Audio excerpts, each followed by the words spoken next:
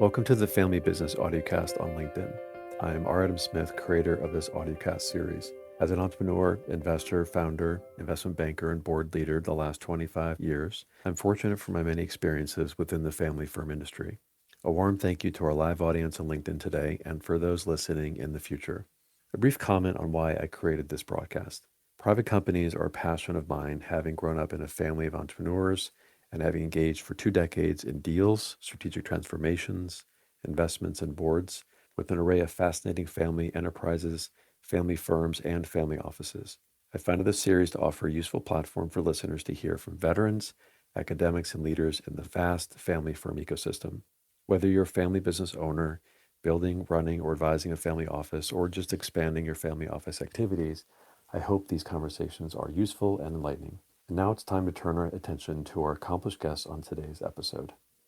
I'm very pleased today to host Karen Costa of RSM. Karen, it's great to have you today on our audiocast. Adam, thank you so much for the invitation. I'm looking forward to our conversation. Definitely me too. Okay, a few words on you. So Karen is a highly experienced professional advisor with over 20 years of experience in tax consulting for family offices. She is the national leader of the Family Office Advisory Center for RSM US.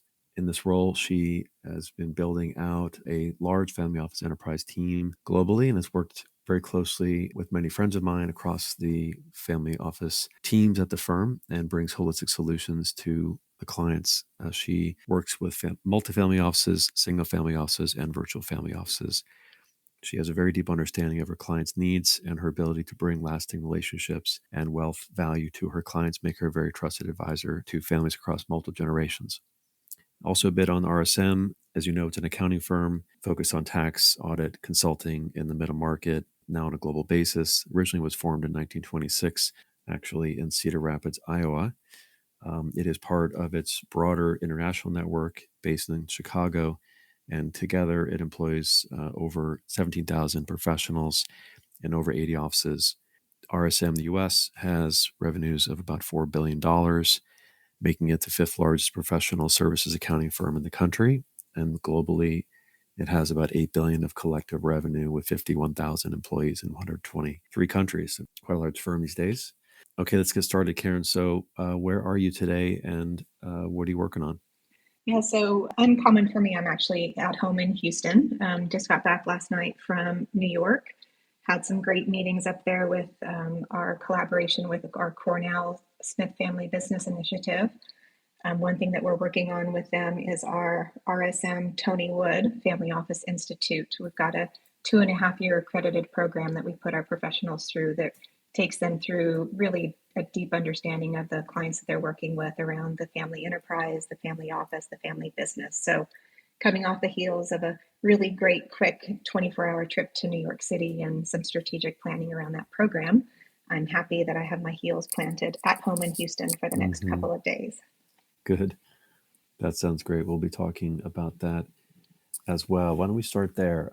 Reflecting on the profound impact that your former colleague and our friend Tony Wood has had on the growth of the practice, and of course affecting many hundreds of people's lives in terms of their personal and professional wealth lives. It's was quite a difficult moment recently that we lost Tony Wood as a just a wonderful person. So I'd like to dedicate this audiocast to him and like to share some fond memories from your point of view. Working with him and being around him must have been quite incredible. I always loved how he finishes his LinkedIn posts saying every day is a great day, and really brought a lot of positive energy to business, to the firm, and to his clients. So maybe we just talk a bit about him for a minute. Yeah, I appreciate that opportunity. For those of you that had the opportunity to know Tony, he was one of a kind. When I think about just the profound impact that he had, not only on the firm, but also on its people, I don't think you can say and think about Tony Wood without a big smile on your face. For those of you that had the opportunity, he had the gift of building deep personal relationships with everyone that he came into contact with. And not only did he say every day is a great day, but he lived by that and through that, where regardless of what he may be going through, he woke up every morning grateful for another day to have positive impact. And so, really, just not only a visionary, strategic thinker, but also just the gift of being just a caring and compassionate individual who just had the ability just to deeply connect with everyone that he came in contact with, both professionally and personally. So, really, just I'm super blessed to have had the opportunity to lead side by side with him and be mentored and guided by him over the past 10 years. So, just a truly wonderful individual. Absolutely. That's amazing. Everybody I spoke with or worked with him had such a wonderful experience, and he taught a lot of people as well. He was not just a business leader, but also a mentor. I think that is very relevant to family offices and family businesses as well, to look at it from his way to think about building businesses, but also doing it in a positive way in terms of culture, in terms of teamwork, in terms of collaboration. Maybe talk a bit about those experiences with some of the clients and what was it like to bring those values to those projects. Yeah, I think if I reflect on some of the interactions and working with Tony, one thing that he brought to every opportunity, client, prospect, even just the COIs and the centers of influence that we have in our industry, he had the power of questions that he brought to every engagement. And so I think through that, he really sought to deeply understand not only about the family or about the family's business or their legacy or their enterprise, but really got to know them on a personal level.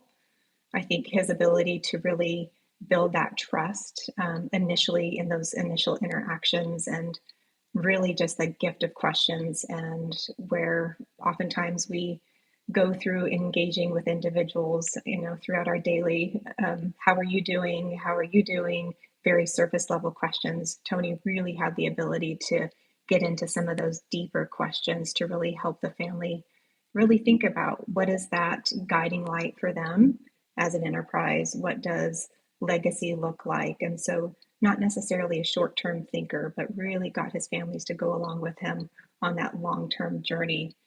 From an internal perspective, as we worked with Tony on strategy and other areas of the firm, he always was one step ahead of us and always knew where he was sending us. And so in calls we would get off, I would often get a text from him about, what did you think of the call? How did it go? And he said, you see, I'm just asking questions because I'm trying to guide people in the direction that he's trying to take them, because he always was one step ahead. So the power of questions would be one thing that I think would be an item I would always have in the back of my mind with Tony, and his ability to really dig deeper with those relationships and getting the families and internally and externally to really deeply understand purpose, vision, values, and their why. It's wonderful.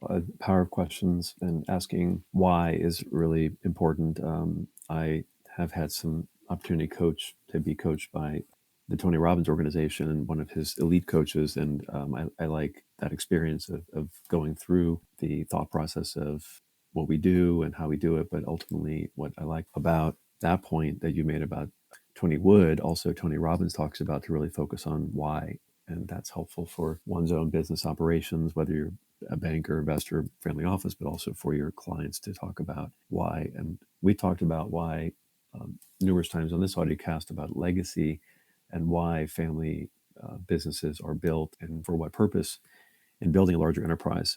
Maybe talk a bit about your view on legacy. You've been at RSM for over 20 years. Congratulations, going back to one of the predecessor firms. I actually worked with RSM Equico on my first buyout in 2005. So I have a fond place in my heart for the firm. Maybe tell us a bit about the building of the organization and some of the experiences you had early in your career as a tax advisor before you came into the firm.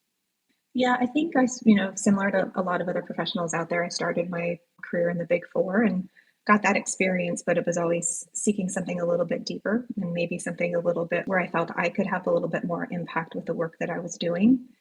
That ultimately led me to a small boutique firm in Houston, Texas, that started with, I think, 30 people strong as I joined that firm. But what was really impactful to me at that time was really being mentored and guided by some consummate professionals who, table stakes was the technical ability that they brought to their clients and to opportunities. But where they really stood out was the ability for them to provide outstanding client service. the ability for them to build those deep relationships. And so, being young in my career and working really closely with those partners and those individuals, I think really set a strong foundation for me that clients are critical to us. In client service, we have to really think of them first. Equally as important, and what was really highlighted early on in my career that was also foundational, was the importance of your people in your firm and ensuring that if you put those people first and you really treat them in the highest regard, then everything else will fall into place. And so I think those two foundational items about really extending that white glove, we hear that often, the white glove client service, really focusing on the client's needs and being proactive, really good hygiene around that. But equally as important is taking care of those people that are around you and that are supporting you from a teaming perspective, and taking care of your people and allows them to take care of your clients. And so those two, I think, would be the biggest foundational building blocks, if you will, from that early on experience.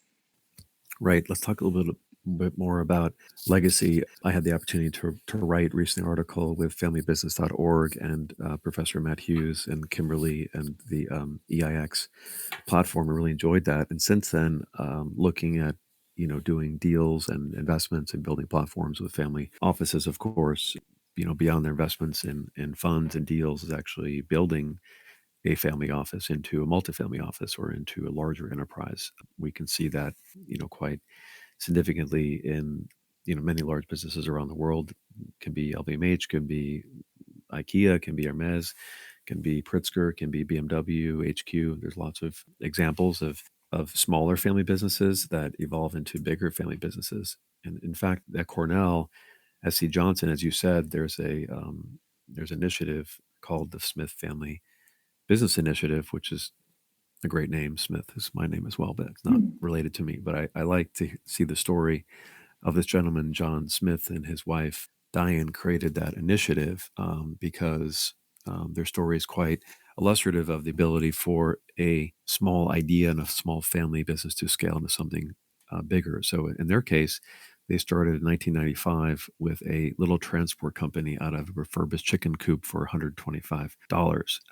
And they convinced firms that they could save money by working with them, moving livestock around Chicago to the Great Cedar Rapids area with loads of steel instead of really using empty trucks. It's an interesting story. Tell us a little about that family business initiative at Cornell, and then maybe a couple of examples of some inspiring stories of families that have scaled over time that you've worked with.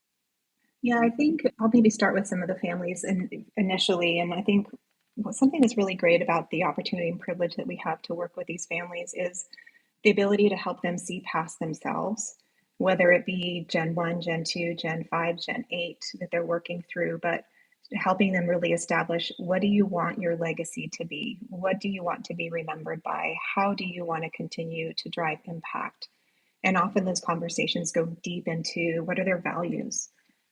As you just described with the Smith family, thinking about what is the industry that they want to be in? How do they want to continue to support that? How do they want to continue to do 1 + 1 = 3 and really drive that impact? So, in working with families, I think it really is a privilege. Not only are you looking at maybe the wealth generator and the legacy they want to create, or successive generations and how that legacy may start to move around a little bit, and think about how that molds into something that's important to them, and really getting to see that impact. That's just really, really rewarding in the work that we do. And seeing the wealth be able to have that impact has just been super rewarding. And so, whether that be Texas farmers and ranchers who become land rich and have the ability to give back through transitions, or the ability to work with business owners who may or may not want to keep the business in the family for a number of years, and really thinking about what is the pre-liquidity planning or post-liquidity planning that we can do to really maximize your impact.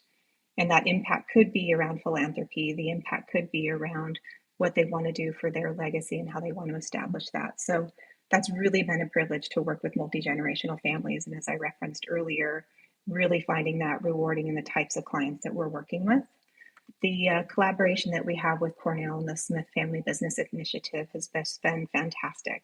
And so the great work that is happening there, bringing not only business owners together and family members, but also really great experts in the industry to talk about a lot of issues. And so the program that we've developed in collaboration with them really gets into the family dynamics. We started at the center where, as professionals, we need to understand our role as the advisor. How do we guide conversations around that legacy and the impact that that family wants to have? How do we do better in getting to know the families and the different generations and understanding those nuances? And so, really, that Smith Family Business Initiative has allowed us and enabled us to really dig deeper into getting to know the clients that we're working with, whether it be around governance, family dynamics, really understanding their wealth, and has really just created a great access point for us to professionals and as well as just thought leaders in the industry to really help us connect the dots to better serve our clients and better understand them. That's great. I see you have some colleagues on the call as well with Barbara and Susan, and any of you that want to reach out to Karen, you can reach her on LinkedIn or reach out to me as well, to Barbara or Susan, to discuss the firm. Also, we have some former guests on the show live now, and we've discussed some of these issues with them. For example, with Ruby Huchenet, way back months ago, we talked about the really bespoke nature of a family office or family business, and that includes their lifestyle as well. And that relates directly to their legacy of what are they going to do with all of this wealth? Do they recycle it back into the company for tax efficiencies? That's something that I'd like you to talk about briefly next, but also they might want to distribute that cash flow and seed other initiatives. It can be into real estate, it can be into operating companies, into venture capital. And in Ruby's case, it can be into fantastic castles and art that their clients put money into. And we spoke also about the culture and the legacy with Lena Shahab and her colleague Elizabeth previously several weeks ago. We also talked about women in business and family offices. So maybe talk a bit about the tax first. What is going on in tax in, let's say, the US with family offices, and talk about the power of compounding, and maybe also talk about the family office exclusion element of the US tax law, and then also talk a bit about lifestyle planning and liquidity that goes beyond into, let's say, art and passion project. Yeah, really great question. So, taking a step back, I think one of the things I'd like to start with is, and we often see this, is, and there's a saying that goes, don't let the tax tail wag the dog. If you're coming up with a really great tax strategy in a vacuum and not necessarily considering all of the client's goals or whether they be short term or long term, I think you're really missing the mark on that. And so I think with every client that we work with, or as we, we're focused on opportunities and ways that we can really enhance the value of an organization or a family enterprise, we have to be very cautious not to let tax motivation change the nature or specifics of a deal. You always want to ensure that if we work with a family and we understand what their long term goal is it to keep a particular property? Is it to pass, a certain amount of wealth or a certain amount of assets to the next generation? You want to ensure that you're having those holistic conversations. What does philanthropy look like? What does it look like when we don't have a business and if we are post liquidity? And what is the family really going to do? And how are we going to really find that tie that binds us together? So, from a maybe 50,000 foot view, I think we always have to be cautious to look at our tax strategies and planning for tax minimization in a holistic view of the client's goals, whether that be philanthropic, financial, and really also you mentioned it, keeping in mind what does the lifestyle and legacy look like for that. So we've seen very young, very aggressive people out there who would say, I want to transfer everything to my children, but yet they're not really thinking about what does lifestyle look like for them. And so really being cautious about your goals, the lifestyle you want to live, as well as what you want to pass on to future generations. So that would be one cautionary tale that I would have, is to ensure that you're not allowing the tax tail to wag the dog and you're looking at it from a holistic perspective. There's a number of trends that we're seeing from a tax perspective. I think we are in a environment where we're probably seeing pretty low rates, maybe versus what we are faced with coming down with the sunset of some provisions and potential changes in legislation. And so one thing that I would say that we're seeing quite significantly is the potential reduction of the lifetime exemption from an estate tax perspective. And so families are really starting to hone in on that opportunity to transfer the wealth, knowing that it's very likely, if not pretty positive, that that amount will be sunsetting and being reduced here in a couple years. And so, really ensuring that our families are focused on taking advantage of that and ensuring that we're thinking about what does that succession event look like. I think we hear a lot about the great wealth transfer happening. And so that transfer of trillions of dollars from one generation to the next is upon us. And so, from a tax perspective, ensuring that that transfer is done in the most effective way possible, while still considering what are all of the goals that the family has, and ensuring that they have a roadmap, if you will, about what does this look like. And so, always also ensuring that as we develop tax strategies for clients, what is the appetite for complexity? You may have one family office out there that loves complexity and the lender structure is right for them. You may have one where it makes sense from a lender perspective because of the assets and the businesses that they hold, but maybe they just don't have that appetite for complexity and creating a family office where they're employing 50 individuals. You have to really make sure you understand what is the client's appetite for complexity. Do they want to keep things simple? That's where we often see we have virtual family offices that we're supporting. And then from a tax perspective, there's a lot of outsourcing that can happen as we would outsource that tax compliance function. We're also outsourcing the HR component, IT, technology, because I think we as professionals know that we are struggling to find talent. The families that we're working with, whether they have operating businesses or they just are passive family offices running investments, they're also faced with that challenge of talent and really trying to find talent and keeping up with technology. And so, some of the trends that we're seeing that also lead into tax is how do I really outsource and really keep in function and in house the functions that are important for me that I want to scale? And then, how do I really think about what are those functions that I should be outsourcing because of the challenge with talent or technology and the evolution of technology? So, those would be a few things that we're seeing pretty frequently. But there's no doubt that from a tax perspective, compliance becomes and the regulatory demands become more and more complex. Many of our families have a global footprint, and so the trying to navigate and understand those global issues is very difficult. And so ensuring that not only are we keeping that holistic view from a domestic perspective, but also from a global perspective in mind. So what may make sense for the US may not make sense if you're in a different country. So ensuring that you understand and you have an advisor with you that really does understand those nuances and complexities. That's great. I know we have some experts on the podcast live now that are across legal and tax and structuring, including Karen and Jim and Richard. Appreciate joining Felicity and also Nicholas as well. Maybe a little bit more on some opportunities for family offices, let's say single family offices, to expand their wealth through diversification. I'm seeing a significant amount of family offices that are seeding funds as general partnerships. It can be in real estate or venture capital or credit, let's say at Declaration Partners. We see it with the Pritzker family. Talk about this diversification into not just alternative investments, but into creating products that are seeded by the family office into a GP. What are your thoughts on that? I see some significant scale opportunities there. Yeah, and I think that would be a trend that we're seeing quite frequently. And I think if you look at the life cycle of a lot of the families that we're working with or the evolution of the family, it's likely that there was some type of wealth generator at some point in time. And so, really seeing that diversification either through liquidity events or the family grows up in scale. And so, we are seeing, and I think there's an opportunity with our families, and you hear the term in the industry of patient capital. And so, they really do have the opportunity to invest the patient capital and do maybe a longer term hold.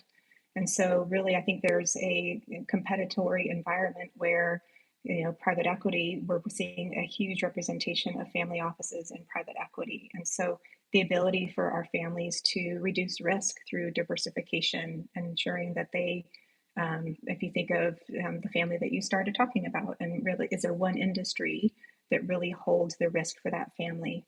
And how does the family really start to decrease their risk through diversification? And so, really thinking about how they can be a player, whether it be from a active perspective as they look at other active businesses to continue to drive. And sometimes that takes a little bit more capital and investment than the family would be interested in versus moving towards some type of more passive type investment strategy that may not require as much intensive capital on behalf of the family. And so, really, it's about risk minimization and how can we continue to balance the returns that we're experiencing, but still really look to the focus of minimization of risk and maybe the impact of some market variations. Okay. Now you run the national tax practice for family offices for the entire firm. That's quite a large footprint. How do you manage that internally with your team, given the differences of family office structures, the splintering of the industry into single families and multifamilies and virtual families, and then collaboration of families? One of our former guests here, Richard Wolkowitz, is on the call. He points out that if you see one family office, you have not seen Mhm. them all.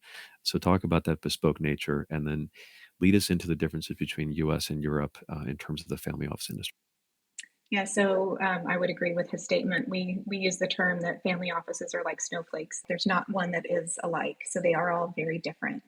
And so, to that end, when I look at our team and the way we approach our clients or the market, there's a lot of thoughtful orientation, if you will, that goes into that. So, I mentioned earlier, as I talked about my foundation, that the tax knowledge is table stakes. We have to show up and provide insights and bring ideas to our clients, table stakes, communicate with them and be collaborative.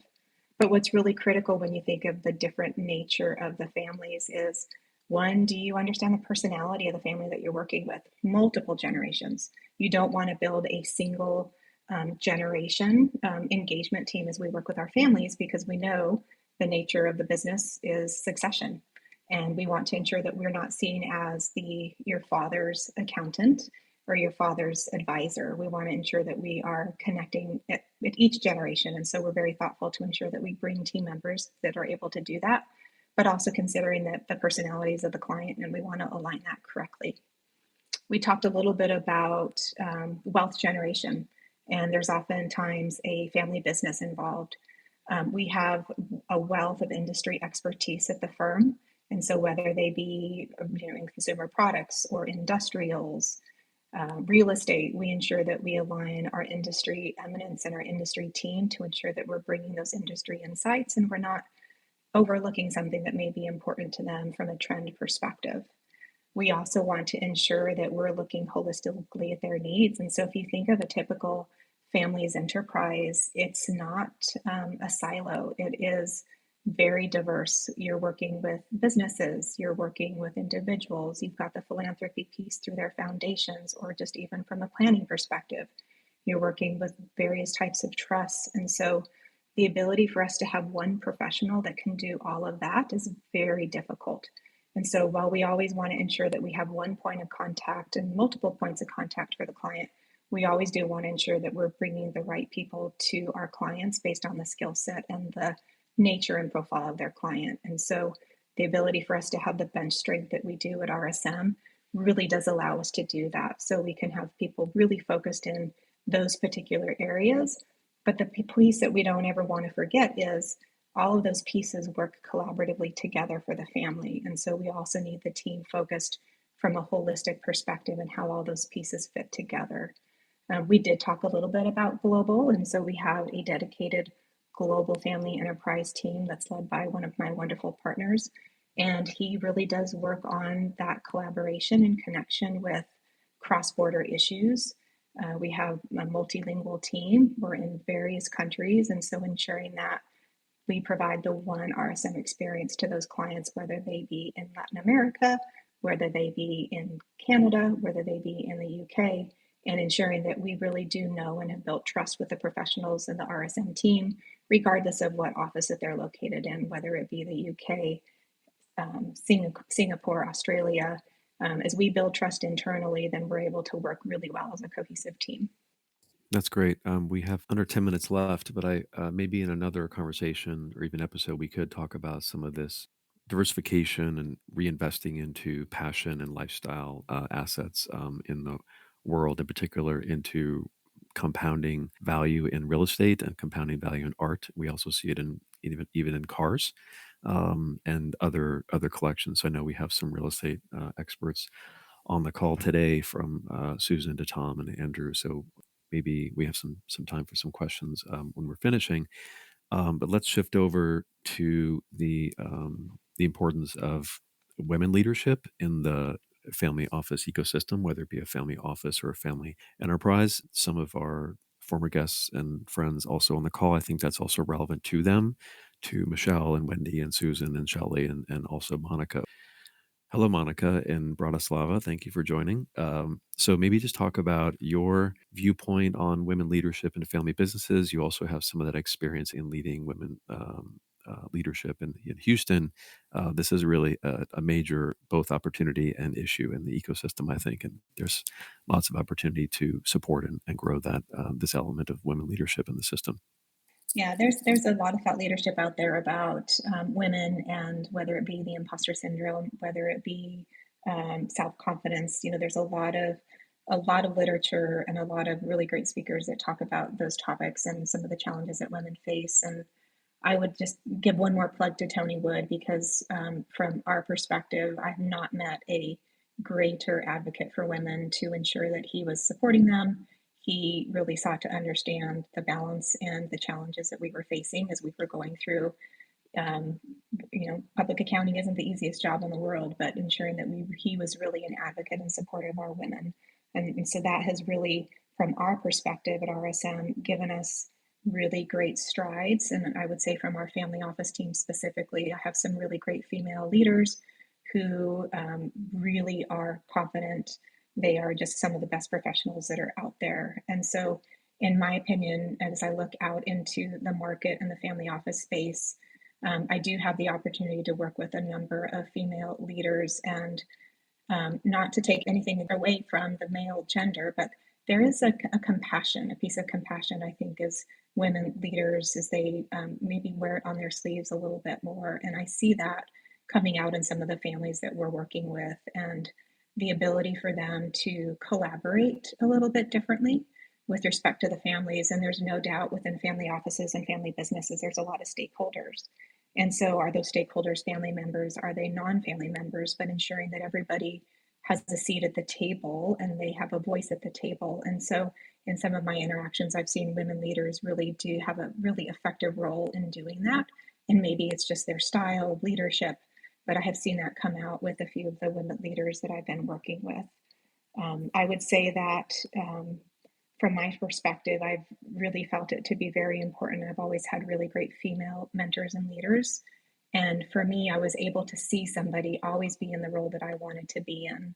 And so, whether you're in a professional services organization or you're within a family business or a family office, there's a lot of people that are looking to you and they want to see, can they be you? Can they be in a role that you're in?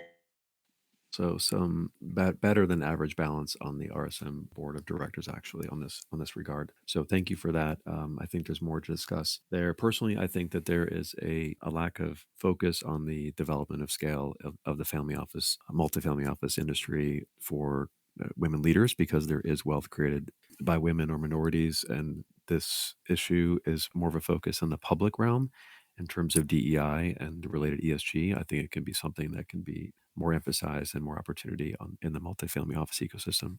So one more thing, we are going to be talking about the family business dynamics, including these issues of wealth transfer, wealth succession, and women leadership in a live conference on May 7th. I'll be speaking on a panel with Octavian Pilati and Thomas Deans, leaders around the world, together with Monica Ladova Krosakova from the Family Business Center, where I'm also an advisor on the board. And we'll be speaking with her and other members of the Ibera Hippocampus on May 7th. So you can find that event under the Family Business Center. Also, reach out to Monica Ladova on LinkedIn. So one more thing, and then we'll open up for questions and comments. Maybe talk a bit about your own personal values and approach to leadership, and taking the coattails of the amazing legacy that Tony has built. What are you thinking in terms of your own legacy at the firm? As I, think about succession and that legacy that I want to leave behind, I think I have very similar views that I've been able to walk alongside with Tony, and I want to be remembered as someone who really felt that they enabled and helped someone to see that they could be bigger and better than how they saw themselves. And so I would say ensuring that I continue to empower people, I continue to take time and invest in people. To me, that is really critical. I said that earlier on that if you take care of your people, they'll take care of your clients. And so, really ensuring that I continue to enable the next generation of leaders within RSM, continue to support and guide them, continue to really establish just some of those foundational things around client service and just how we treat others, how we show up. And our leadership team often talks about that. When you go out and speak, you're not speaking just for yourself, but you're representing an entire practice. You're representing an entire firm. And so it's really a privilege and an honor to do so, but ensuring that everybody is aligned from a cultural perspective in the way that we treat others is really critical. That's wonderful. I really do admire the ethos of the firm, and it's exciting to see the scale of RSM from its roots going way back to 1926. Okay, let's open up for a couple of comments. I think there's some people that might want to ask some questions. We usually have time for one or two. If you could go down to the bottom of your phone and click on the little button to raise your hand, I'll pull you up on stage and we can ask a couple of questions to Karen. I have one question on LinkedIn. So the question is related to the structure of the multifamily office from a tax perspective. What are the pros and cons of creating a multifamily office that is dedicated to wealth management as opposed to a multifamily office, more of a collective of family offices? Yeah, so I think we were looking at tax advantages specifically. I think that the question might be centered around what we see around the lender bagel structure. And so the ability to take what we typically see as some non-deductible expenses and being able to treat those as deductible from a wealth management firm perspective, I would say that threshold or that might be a little bit more difficult. And so, if we're thinking specifically around the multifamily offices and having the multifamilies, I think there's a lot of things to look at. And so, when we're often talking about just those structures and the focus, I think you need to do a really deep assessment around what are all of the different assets, what are the different families that we're pulling in, and really trying to navigate that structure to determine where you can get the most tax efficiencies. One thing that we've been mostly talking about would be, federal and the federal advantages. And so also a thing that we see popping up and creating significant savings would also be ensuring that we're looking at it from a state and local perspective. And so what are those implications from a US perspective for state and local? And so really trying to get into the nuances of whether you're providing investment advice or you're really more structured as a MFO for multiple families, and are you leaving the wealth management function out of the multifamily office aside, and are you providing different functions? That could depend. We often see MFOs running alongside of single family offices as well, as where they also have agreements between the two entities. So lots of moving parts to be able to answer it in a really short answer, but I think there's a lot of factors to consider, both from a federal as well as a local perspective, and ensuring that you're really understanding the functions that that MFO is providing, really around wealth management and what are some of the other functions. So that may not have answered it quite, specifically, but I think that's a hard answer to be able to answer quite specifically. Yes, it's quite expensive. I just think that the benefits of the multifamily office platform is still underappreciated because there's such scalability and benefit across the services that can be shared between them, whether or not it's actually a commingled organization or just collaborating on different investments. And I see significant opportunity on the M&A side and sharing deal flow and co-investing, and then also there's benefit on the human capital side and governance. And then there's just the different philanthropic and tax and operational technology knowledge sharing that can be shared across those type of organizations. So it's very exciting.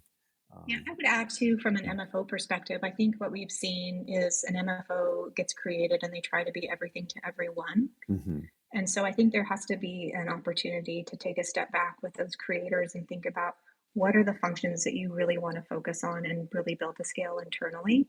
What are those that you really do have the scalability and the opportunity, both from a people and a technology perspective?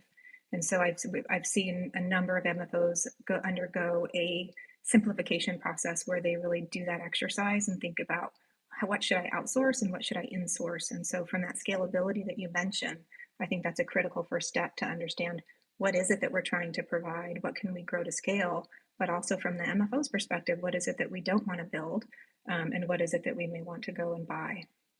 That's true. The buy versus build.